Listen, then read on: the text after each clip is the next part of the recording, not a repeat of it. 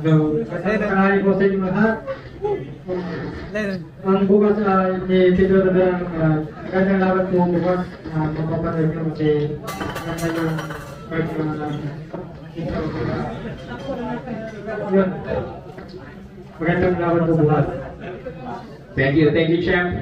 And also, of course, we would like to hear it from his... Tamalis nyo lahat. Masasabi ko lang ay napaka-excited ko ngayong bukas yung laban namin kasi world champion yung kalaban ko. Tapos ito yung pinapangarap ko simula bata pa lang. So, magandang laban to bukas. Follow-up question. Alam naman natin lahat na when you're fighting Pedro Taduran, it's all action, talagang non-stop pag umatake ito. Ano yung ginawa niyong paghahanda laban dito sa ganitong uri ng World Champion? Pinaghandaan talaga namin to ng mabuti. Hindi ko masabi ngayon kasi nandito siya. Adjust na lang sa ring. Mas focus lang sa mga game plan namin ni Coach. Yan. Alright, thank you so much, Christian. And also, I would like to ask this question to Champ Pedro Taduran. Yeah, thank you. Champ Pedro, alam ng lahat yung nangyari ng laban sa Japan. Alam natin yung nangyari sa laban mo kay Shigeoka. Dahil na din sa way ng paglaban mo na non-stop talaga. Ganito pa rin bang Pedro Taduran ang makikita namin o makakita kami ng ibang estilo naman from Pedro Taduran? May naman kami ginawang game plan ng Coach Carl para may iba din kami gagawin para bukas kasi yung kalaban ko, iba din yung style kaya yun. Pero magandang laban bukas kung makikita niyo po.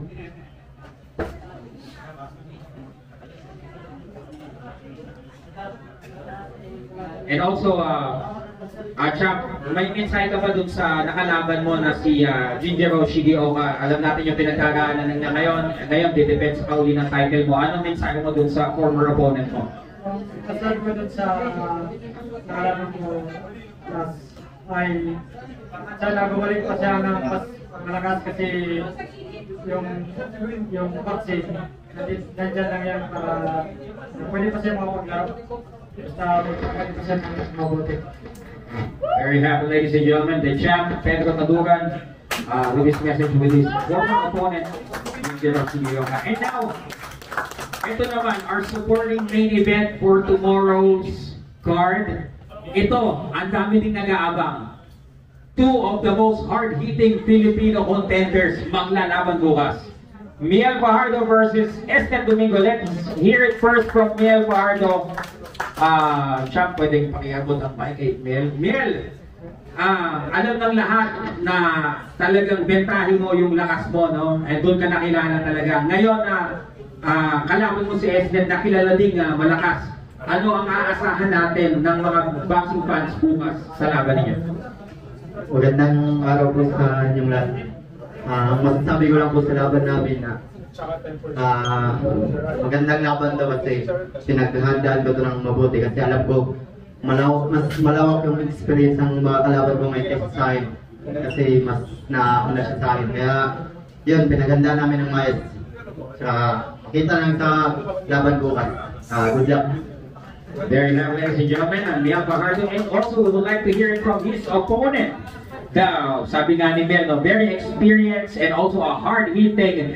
Ito pong si Esnet Domingo. Esnet, alam namin yung experience mo, unquestioned yan.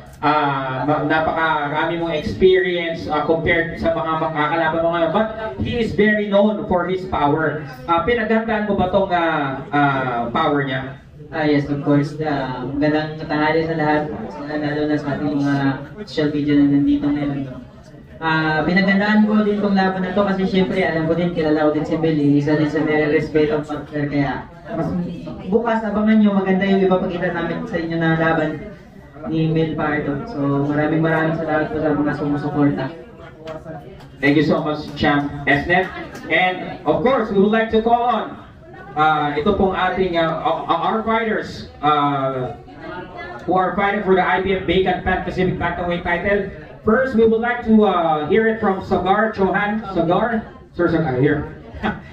I didn't see you. Cigar, you will be fighting Rex Cho, whose name is very known, no? But he's actually coming back. So, well, what are your preparations? You are unbeaten against an experienced guy like Rex Cho. I'm saying, okay, brother Rex. Let's go in the ring. I don't go with the mouth. Let's go in the ring with the.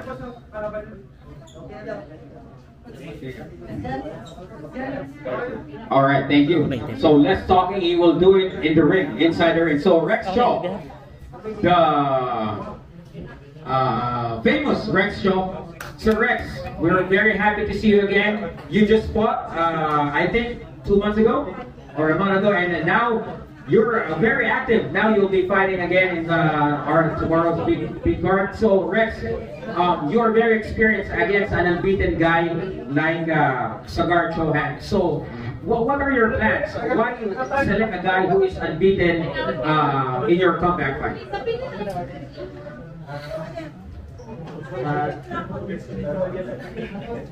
Pinahirapan mo kasi. Dami tanong eh. Shoutout lang. 今次出翻嚟打，真係想向自己嘅目標去進發啦，所以真係想揾一啲高水準嘅對手去挑戰下自己，睇下自己距離世界冠軍嘅目標仲差幾遠。Like I said, he's always he wants to fight high-level monsters. He wants to get himself ready for the world championship. So he's always ready for big challenges. Wow, thank you so much for that. And now we will open our line to the members of the media and our friends from the social media industry to ask some questions to all of our fighters who are in here. So who will be the first? I think Kukoy, are we allowing Pao Salud to ask? I'm just kidding. So our friends from Bauka Sports, ladies and gentlemen, Pao Salud. Hello, Pao from Bauka Sports. Question for Christian. Christian, dumayo ka sa Maynila. Ikaw ang underdog dito. Nakita ko yung ads, sobrang tihado ka. Parang times 10 or 11. How do you feel na parang halos parang karamihan hindi naniniwala na mananalo ka? Napipil ko lang is mas excited ako kasi dihago ako. So hindi naman yan lang sa laban. Parang mas na-excite ako kasi iniisip nila na underdog ako. So mas na-challenge ako na talunin siya bukas. So gagawin ko yung lahat para ads lang kasi yan. Di yan. Magsusundo ka lang naman kami bukas. Gano'ng ka-importante sa'yo na manalo sa laban nito at anong motivasyon mo dito? Pinaka-importante ito kasi ito yung gateway ko para sumaksis at maging isang world champion at mabigyan ko ng magandang buhay ang pamilya ko at saka yung mga taong sumusuporta sa akin at mga promoter at sila coach sa PMI at sa Villamor Boxing Gym at sa Sarok Boxing Gym. Last question. Siyempre, dayo ka. Sa tingin mo ba kailangan pabaksakin mo ang champion para manalo o kayang makuha ng desisyon? Nasa timing din kasi yan yung knockout, hindi natin masasabi, pero gagawin ko yung lahat ng best ko sa bukas para manalo. Salamat, Christian. Nice! Pedro Taduran, ikaw ang paborito dito. Karamihan ng tao naniniwala sa Maynila na ikaw ang mananalo. Mas nakaka-pressure ba para sa'yo na parang expected ng tao na ikaw ang mananalo?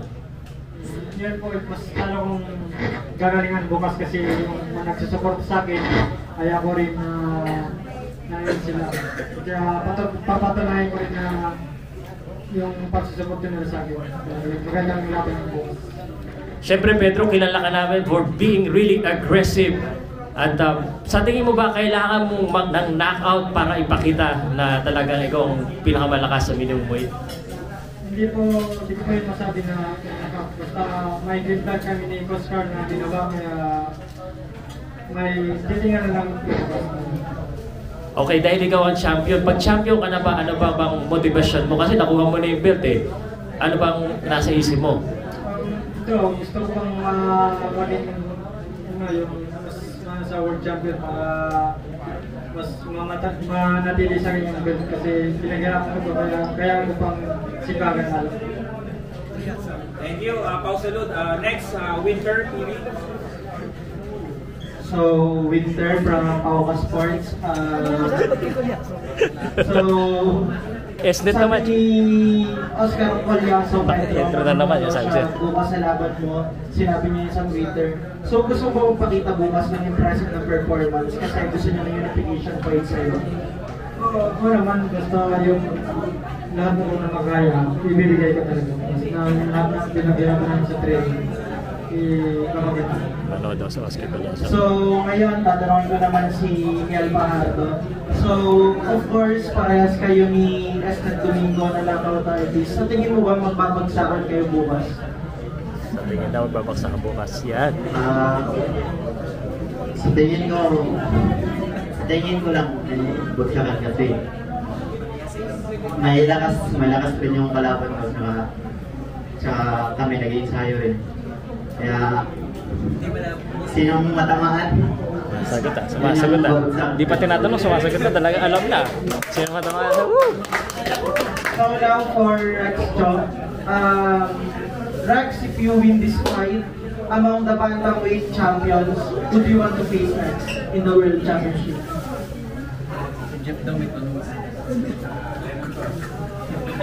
Yan is slide.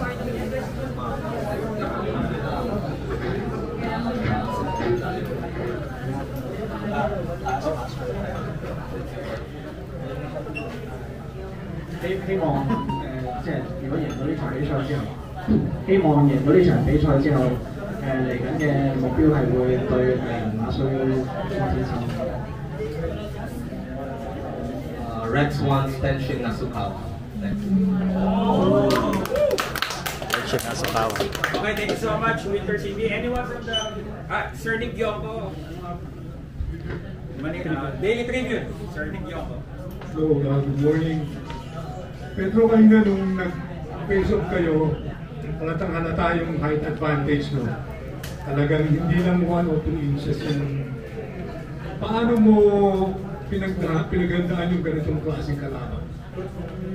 Sa mga matalas na kalaban, sanay na rin po ako sa ganong kalaban tsaka sa mga sparring ko kaya para sa akin, okay lang naman na wala sa akin nakakatapad ng kaso.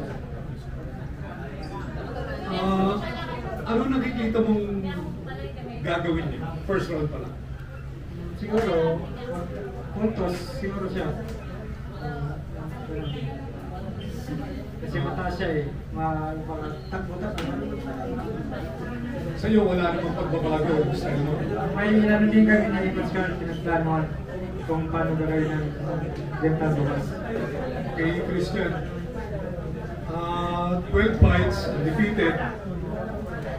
Kalaban mo, first time mga kalaban talagang dekalidad, to win high quality world championships. Hindi ka ba na-intimidate dito sa kalaban mo? Ay, hindi po. Mas gusto ko po yung mas ma-challenge ako. Paano ka nag-prepare dito kay Pedro? Paano ang sparring mo? Ilang rounds ka, total ng training ka? Madami kaming napag-trainingan mga sa moves niya, yung katulad ng galawan niya, yung mga ka-sparring namin. So pinaghandaan talaga namin ng maayos na ito. Mga ilang buwan din. Sabi ko kayo na mananalo ka 100%. 100%? Yes. Yes. Okay. Salamat. Thank you so much, Sir Nick Gyoko. Yes, sir. Yes, sir. Please introduce yourself. Good morning everyone. Mark Montero, Bulletin. Pedro. Pedro, it's almost 2 years since you last fought here. Siguro gano'ng special na lang to na kailangan pa ulit dito sa bansa. Lalo pa na dedepend mo pa yung title mo sa pinakababae na. Sobrang importante po ito sa akin na dito at dito sa lahat sa Manila. Kaya maraming mga nagkakilala sa akin na manonood. Kaya mas ano po ako sa excited po ako na division po ito sa dito. Hindi ko papagawa sa kanya yung gusto niyang gawin. Same goes to Christian. Gano'n lang ka-special ko na magkaroon ng pagkakataon na maalaman ka naman sa magkaroon ka rin sa title shot. Napaka-special to kasi ito yung paraan para mas makilala ako sa buong mundo at maging isang kampiyon. Parang araw, baka bukas, nangira ko. So, siguraduhin ko talaga na mabigyan ng magandang laban at maging isang world champion. Like it. You done? Anyone from the media? Yes, anyone from the media? Wala. Ako isa lang. Last okay, pausulod again. Is it okay for everyone? Kahit hanggang marami akong tanong, hindi ako naubusan. Esnet lang. Esnet, gusto ko lang maramdaman. Talk to me, yung panahon na nilapitan ka, sinabi, uy, makakalaban mo si Miel Fajardo. Anong nasa isip mo, anong reaction mo nun? Siyempre, ina-excite ako kasi siyempre magaling yung mga kalaban ko eh. Parehas kami nakot-artist, ganun. So, mas na-excite ako, mas nakuha ako sa training na kailangan mag-train ako ng maayos kasi magaling tong mga kalaban mo ngayon. Ka-level ko na rin yung mga kalaban mo ngayon. So, kaya maganda yung kuha namin, ipapakita bukas. Okay. Alam ko gusto na magpahinga pero may last question ako sa promoter. Okay. Yung promoter, or gusto nyo makasagot? Sila na lang daw. Yeah. What time, saan mapapanood? Libre ba ito? At yun na, yung tickets yun. 10 a.m. tomorrow sa San Andres Sports Complex. Kita-kita tayo na free admission siya. Saan mapapanood? Online. Meron ba? Yan. Mapapanood natin siya sa Smart Lord TV, Puso Pilipinas. Yan. Thank you. Alright. Go!